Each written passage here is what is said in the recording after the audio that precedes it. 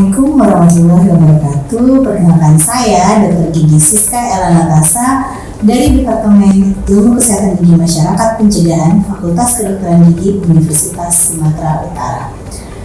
Apakah Anda merasa sering tidak percaya diri karena bau mulut atau sering mendengar orang lain mengeluhkan hal yang sama? Halitosis ataupun bau mulut memang adalah masalah yang umum sekali terjadi dan bisa dialami oleh siapa saja. Namun banyak yang tidak menyadari bahwa halitosis bukan hanya soal tentang gangguan dari kebersihan mulut, tapi bisa juga menjadi tanda adanya masalah kesehatan yang lebih serius. Dalam video ini kita akan membahas apa itu tentang halitosis, penyebab halitosis, cara mencegahnya, dan ketika kita merasa berlebihan, kita dapat memeriksakan diri ke dokter gigi. Mari kita pelajari bersama agar senyum dan nafas kita tetap segar setiap hari. Selamat menyaksikan. Halo teman-teman, perkenalkan kami mahasiswa profesi dari Fakultas Kedokteran Gigi Universitas Sumatera Utara akan memberikan edukasi tentang halitosis. Perkenalkan, nama saya Tuga Brambanurea. Perkenalkan, nama saya Unjang Bidi Arahap dan berikut teman kami. Hai, saya Septani Hutagalung. Saya Gresisma Angelina sendiri. Selamat menyaksikan. Aku ada jurnal baru. Coba lihat, cocok nggak kira-kira? Oh iya, aku baca dulu ya. Coba kirimkan aja ke WA aku, Bang.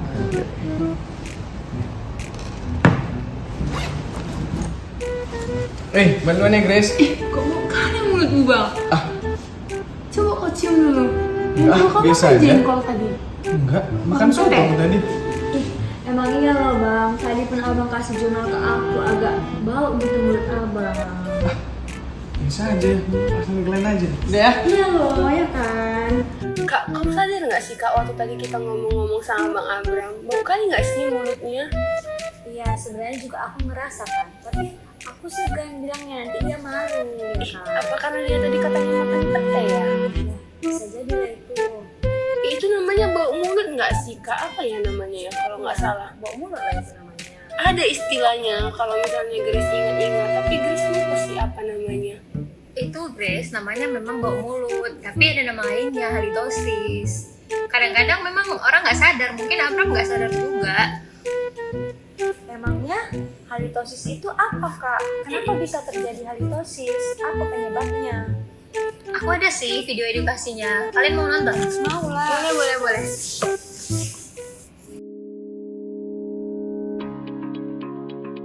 Halitosis atau yang dikenal juga sebagai bad breath, oral malodor, foul breath, voetor ex ore, voetor oris. Halitosis secara umum didefinisikan sebagai adanya bau yang tidak sedap atau menyengat yang dikeluarkan dari rongga mulut. Kata halitosis sendiri berasal dari bahasa Latin yaitu halizu, yang berarti udara yang dihirup, dan os, yang berarti perubahan patologis. Kondisi ini merupakan keluhan terbesar ketiga yang membuat pasien datang ke dokter gigi setelah karies dan penyakit periodontal. Patofisiologi halitosis secara luas adalah akibat adanya pembentukan gas volatil sulfur compound yang disebabkan oleh interaksi antara bakteri dengan protein di dalam rongga mulut yang dihasilkan oleh sisa makanan, desquamasi sel-sel epitel, saliva, dan darah. Volatil sulfur compound ini terdiri dari hidrogen sulfida, metil merkaptan, dan dimetil sulfida. Bersamaan dengan pembentukan gas volatil sulfur compound, terjadi pula pembentukan diamina dan asam lemak rantai pendek yang disebabkan oleh penguraian asam amino, seperti sistin, metionin, triptopan, dan lisin oleh enzim mikroba. Bakteri yang dilaporkan paling banyak berkaitan dengan halitosis ini adalah bakteri proteolitik, anaerobik, gram negatif, dan tidak dikaitkan dengan spesies bakteri lain penyebab infeksi. Bakteri-bakteri jenis ini sering hidup dan berkembang biak pada karies, poket periodontal, interdental, dan dorsum lidah.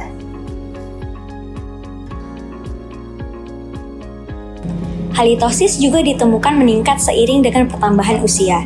Angka prevalensi dilaporkan sebesar 5-75% pada anak-anak dan 8-50% pada orang dewasa.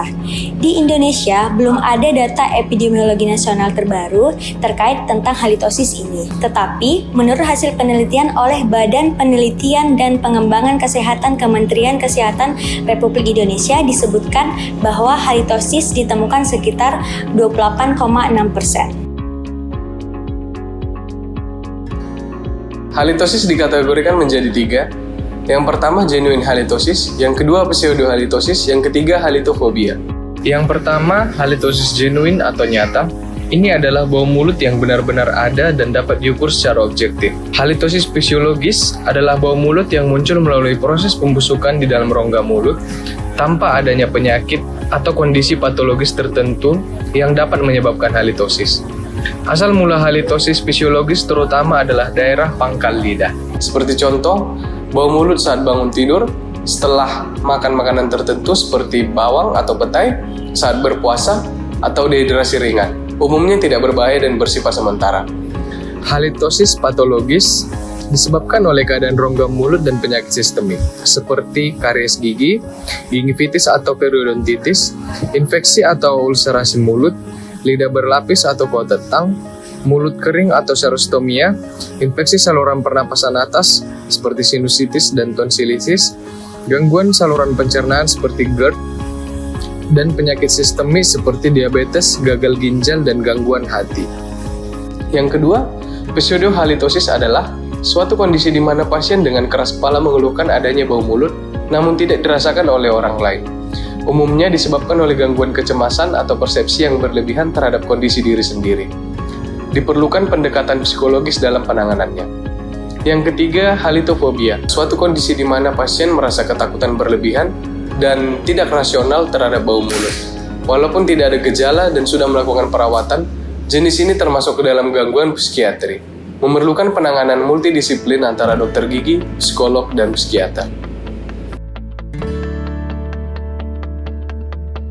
Mendiagnosa halitosis dilakukan dengan pemeriksaan penunjang melalui anamnesa dan pemeriksaan fisik harus dapat mendeteksi pseudo ataupun halitofobia. Pemeriksaan harus dilakukan secara holistik dan komprehensif untuk penilaian etiologi pasti dari halitosis. Halitosis dapat dinilai dengan menggunakan metode instrumental dan organoleptik.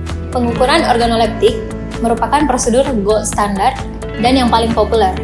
Pada metode organoleptik, udara yang dikeluarkan dari mulut dan hidung dicium untuk menentukan apakah udara tersebut berbau atau tidak.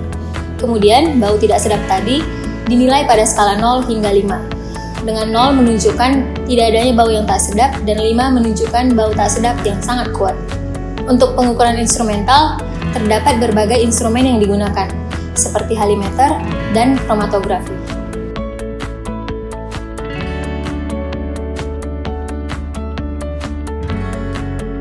Bang, semalam kami udah nonton video sama orang itu. Jadi aku udah tahu bau mulut yang abang rasakan itu namanya halitosis. Jadi abang tahu nggak penyebab halitosis itu apa? Enggak, Wan. Apa penyebabnya, Wan? Abang mau tahu penyebabnya apa? Iya. Tengok ini ya. Murata mengklasifikasikan penyebab halitosis yang dibagi menjadi 2 bagian, yaitu halitosis ekstraoral dan halitosis intraoral. Sekitar 85% kasus halitosis adalah yang disebabkan oleh kondisi intraoral, seperti lapisan putih pada lidah yang berasal dari sisa-sisa makanan dan kebersihan mulut yang kurang baik. Dan 15% adalah halitosis yang disebabkan oleh kondisi ekstraoral. Lidah tampak putih atau berlapis. Lapisan putih pada lidah dapat menjadi tempat berkembangnya bakteri penyebab bau mulut ini. Gusi berdarah atau bengkak. Penyakit gusi seperti gingivitis atau periodontitis dapat menyebabkan bau mulut. Plak dan karang gigi. Penumpukan plak dan karang gigi dapat menjadi tempat berkembangnya bakteri penyebab bau mulut. Sakit tenggorokan atau infeksi sinus, infeksi pada saluran pernapasan dapat menyebabkan bau mulut. Mulut kering diketahui memiliki hubungan dengan bau mulut, di mana semakin berkurangnya aliran saliva, maka akan mendukung pembusukan bakteri anaerobik pada sisa makanan yang tersisa di rongga mulut setelah kita makan. Dengan berkurangnya aliran saliva juga akan menyebabkan peningkatan bakteri gram negatif yang juga dapat meningkatkan senyawa sulfur volatil atau disingkat dengan SSV yang merupakan penyebab utama halitosis. Selanjutnya, merokok. Sejumlah penelitian telah menemukan bahwa merokok sangat erat dikaitkan dengan kadar senyawa sulfur volatil yang tinggi dalam plak periodontal, serta efeknya berbahaya pada jaringan periodonsium atau disebut dengan gusi. Hal ini disebabkan karena asap rokok yang mengubah keseimbangan populasi mikroba dengan adanya peningkatan jumlah absolut bakteri penghasil senyawa sulfur volatil di dalam rongga mulut. Kebiasaan makan tertentu. Beberapa makanan, terutama yang mengandung senyawa volatil tertentu seperti bawang putih, bawang merah, dan rempah-rempah dapat menyebabkan bau mulut yang tidak sedap.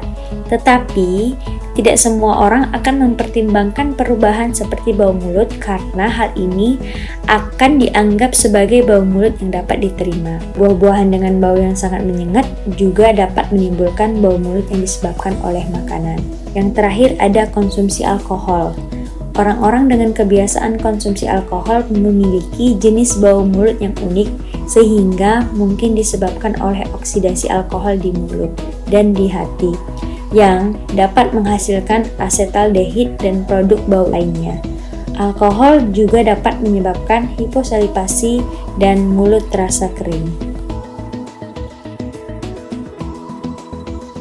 Halitosis memiliki berbagai dampak negatif, yaitu mengurangi rasa percaya diri dan mengganggu ketika berinteraksi dengan orang lain. Sebagian besar penelitian menyatakan bahwa halitosis merupakan masalah kesehatan mulut yang diremehkan pada masyarakat umum. Hal ini didasarkan oleh fakta bahwa banyak penderita halitosis yang tidak menyadari atau merasa malu dengan kondisi mereka sehingga tidak melaporkannya ataupun mencari perawatan. Itu kan penyebabnya, Grace. Nah, cara perawatannya gimana? Nah, Bang, untuk perawatannya itu seperti ini. Metode perawatan yaitu yang pertama, pengurangan mikroorganisme secara mekanis ataupun kimiawi. Kemudian, menggunakan produk semprot pengharum mulut, menyikat lidah sampai ke bagian belakang merupakan perawatan untuk halitosis dapat dengan menggunakan tumblet dengan memberikan sedikit tekanan sehingga sisa makanan yang masih menempel di lidah dapat dihilangkan. Pencegahan halitosis. Yang pertama, menjaga kebersihan rongga mulut dengan sikat gigi, benang gigi, dan obat kumur. Yang kedua, rutin melakukan pemeriksaan ke dokter gigi dan hindari alkohol dan merokok.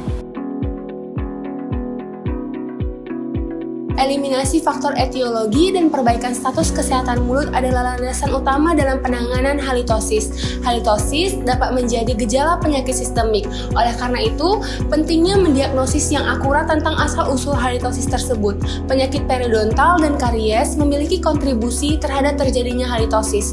Kebersihan mulut yang baik merupakan faktor yang sangat penting dalam penanganan halitosis. Bram, berarti setelah penjelasan tadi udah ngerti kan bagaimana perawatannya? Iya sih, udah ngerti. Berarti aku harus lebih aware lagi ya sama kesehatan rongga mulutku. Berarti aku harus jaga kesehatan gigi mulutku, sikat gigi teratur, berhenti ngerokok, sama rutin kontrol gigi sekali 6 bulan sekali ya. Iya, betul. Kayak gitu ya, Bang. Oke.